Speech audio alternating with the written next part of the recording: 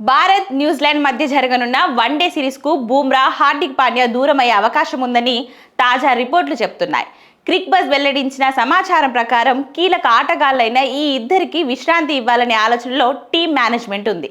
ముఖ్యంగా 2026 T20 world కప్ను దృష్టిలో పెట్టుకొని ఈ నిర్ణయం తీసుకున్నట్లు తెలుస్తుంది. అయితే వన్డే సిరీస్కు దూరమైన న్యూజిలాండ్తో జరిగే టీ20 సిరీస్లో మాత్రం బూమ్రా, హార్దిక్ ఇద్దరు ఆడనున్నారు.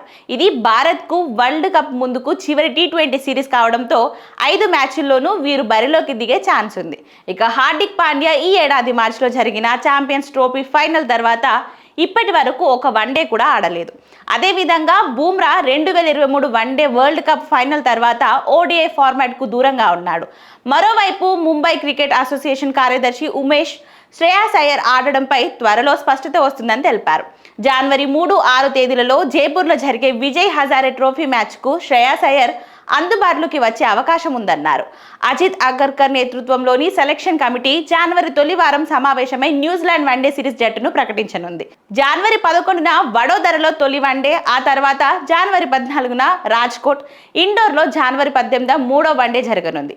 శ్రేయాస్ అయ్యర్ వన్డే జట్టులోకి తిరిగి వస్తే 2027 వన్డే వరల్డ్ కప్ దృష్ట్యా భారత్కు అతిపెద్ద ఊరటగా మారనుంది.